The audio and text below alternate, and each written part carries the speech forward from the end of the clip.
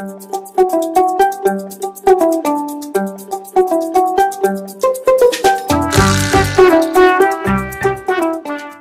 sommes sensibles à cette marque de considération et de confiance accordée aux chirurgiens sénégalais. Cela démontre aussi leur engagement et leur capacité à travailler aux côtés de leurs pairs d'autres pays avec qui nous partageons un destin commun au sein d'organismes sous-régionaux. Il est heureux de constater que les spécialistes que vous êtes ont très bien compris la nécessité de réfléchir de manière globale pour trouver des solutions aux différentes problématiques de santé qui assaillent notre continent. Je reste persuadé qu'il nous faut affaiblir et mettre en place des synergies internationales pour y apporter des ripostes idoines et pérennes. Pour cette raison, je salue la volonté des États de notre sous-région d'avoir élaboré des politiques de santé harmonisées dans le cadre de l'Organisation ouest-africaine de la santé, élément important de notre dispositif communautaire.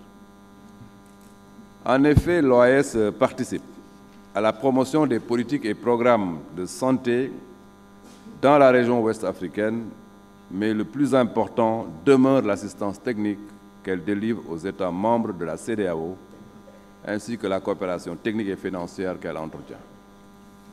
À cet égard, j'aimerais m'arrêter et me réjouir de la présence dans cette salle de notre ami, le docteur Okolo, directeur général de cette auguste institution, qui est investi par nos chefs d'État et de gouvernement du mandat politique d'assurer la coordination régionale en matière de santé dans l'espace de la CEDEAO. Monsieur le directeur général, j'aimerais ici vous affirmer la confiance du gouvernement du Sénégal pour une intégration régionale réussie en matière de santé.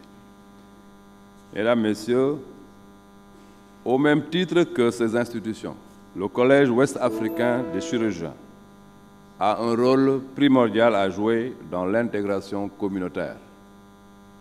Au vu de ses actions à fort impact, on peut dire qu'il est en train d'accomplir de manière très belle sa mission.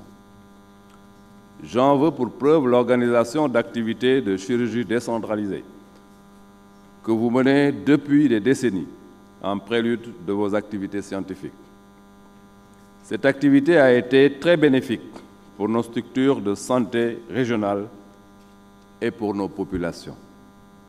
L'étape de Fatick s'est soldée par des actes réalisés pour la première fois, comme la résection endoscopique de prostate et vessie. Les hôpitaux de Kaffrine, de Ziguinchor, de Tivaouane, de Saint-Louis, de Ndioum, de Podor et plusieurs hôpitaux de Dakar ont aussi bénéficié d'un partage d'expertise.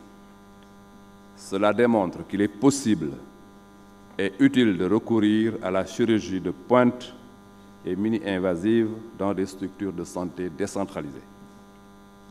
Avec ce mois de la chirurgie, cette 59e conférence a impacté très positivement sur les populations du Sénégal. C'est encore une preuve que vous êtes mus par une grande responsabilité sociétale. Mais cela ne devrait point étonner du fait que le Collège demeure la première institution à jeter les prémices d'une intégration sous-régionale, ceci bien avant l'UEMOA et la CEDEAO. Votre exemple doit servir de modèle et le Collège doit désormais se positionner en force de proposition pour la mise en œuvre de politiques publiques de santé inclusives, promptes à satisfaire les besoins en santé de nos populations. C'est pourquoi je vous exhorte à faire davantage vivre les missions de soins, d'enseignement et de recherche qui vous sont dévolues.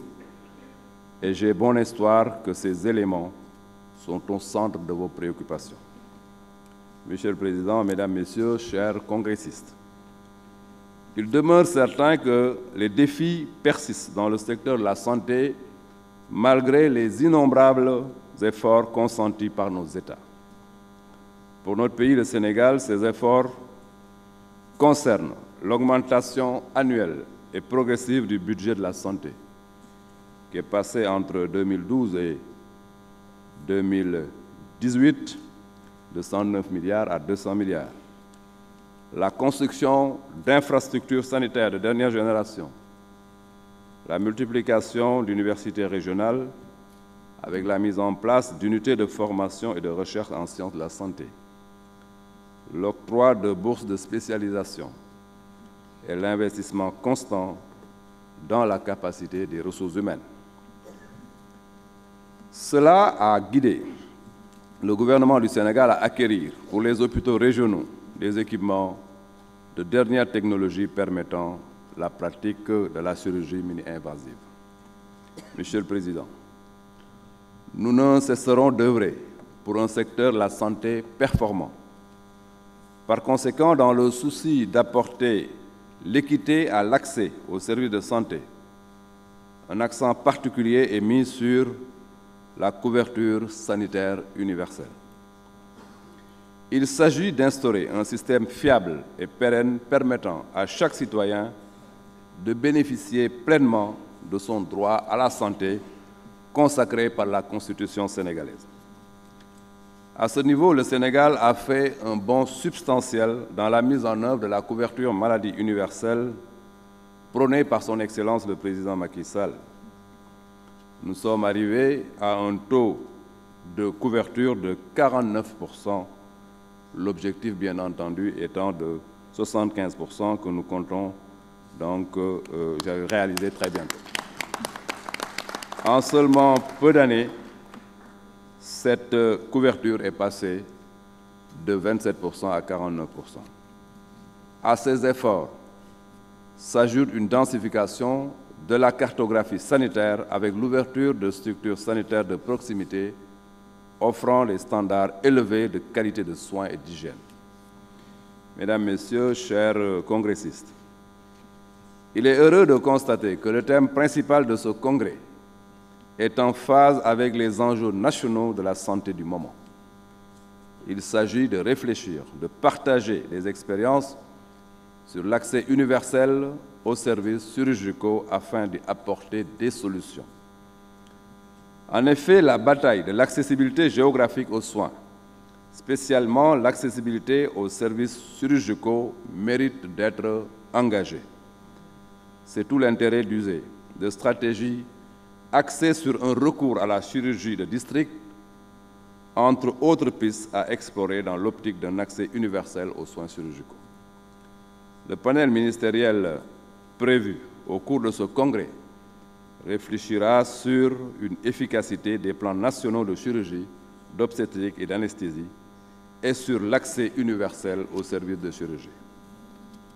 Aussi, je reste convaincu que vos échanges aboutiront à des recommandations en vue d'une amélioration substantielle de la pratique chirurgicale au bénéfice des populations.